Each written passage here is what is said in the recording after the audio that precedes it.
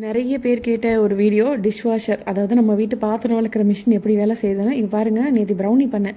So அந்த butter, dark chocolate எல்லாம் அப்படியே எடுத்துகிட்டு ரிமைனிங் அதில் அப்படியே இருக்குது.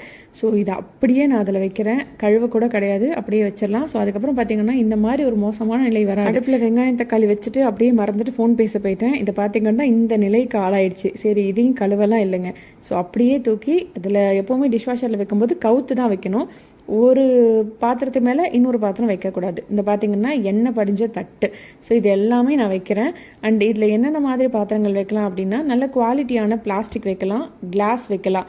நீங்கள் வந்து மைக்ரோவேவ் சேஃப், டிஷ்வாஷர் சேஃப்லாம் பார்த்துருப்பீங்களே, அந்த மாதிரி பிளாஸ்டிக்கு, கிளாஸு, பீங்கான் இதெல்லாமே வச்சுக்கலாம். ஸ்பூனு, கரண்டி, டம்ளர், தட்டுன்னு ஒரு இதுக்குமே தனித்தனியாக இடம் கொடுத்துருப்பாங்க. அதுக்கேற்ற மாதிரி வச்சிடணும். ஸோ ஃபுல்லாக அடிக்கிட்டு நம்மளோட ரின்ஸை வந்து ஆட் பண்ணணும். இது வந்து வீக்லி ஒன்ஸ் தான் எனக்கு தேவைப்படுது, ஆட் பண்ணுற மாதிரி இருக்குது. ஏன்னா நான் ஒரு நாளைக்கு ஒரு தடவை தான் போடுவேன். ஸோ அதனால் அதையும் ஆட் பண்ணிவிட்டு அதுக்கப்புறம் இந்த பவுடர் எவ்ரி வாஷ் ஒன்ஸ் நீங்கள் பவுடரோ இல்லை அந்த டேப்லெட் மாதிரி இருக்கும் அதுவும் நீங்கள் யூஸ் பண்ணி போட்டுக்கலாம்.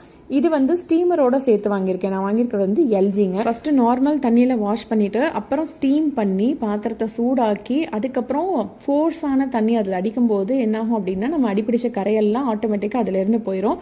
அண்ட் பாத்திரம் வந்து அவ்வளோ நீட் அண்ட் க்ளீனாக இருக்குங்க.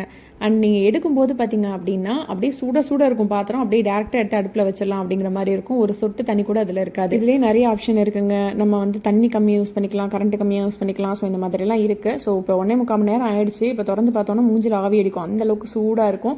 பாத்திரமுமே சுட இருக்கும். எவ்வளோ க்ளீனாக எவ்வளோ ட்ரையாக இருக்குது பாருங்கள். அண்ட் நம்ம வச்ச பாத்திரத்தெல்லாம் பார்க்கலாமா? பட்டர் அண்ட் சாக்லேட் போட்டு வச்சோம் இல்லையா, இங்கே பாருங்கள் எவ்வளோ க்ளீனாக இருக்குது அப்படின்னு. நம்ம கையில் வளர்க்குனா கூட இந்த அளவுக்கு க்ளீனாக வராது. அண்ட் நம்ம யூஸ் பண்ணுற வாட்டர் லெவலை விட இது கம்மியாக தான் தண்ணியுமே யூஸ் பண்ணும் அப்படிங்கிற மாதிரி சொல்கிறாங்க. அப்புறம் அடி பிடிச்சி ஒரு பாத்திரம் வச்சோம் தெரியுமா, நானே எதிர்பார்க்கல அது இந்த அளவுக்கு க்ளீன் பண்ணணும். ஏன்னா இது வரைக்கும் இந்த மாதிரி அடி பிடிச்சி நான் வச்சது கிடையாது. பட் செம்மையாக நீட்டாக க்ளீன் பண்ணி கொடுத்துருச்சு.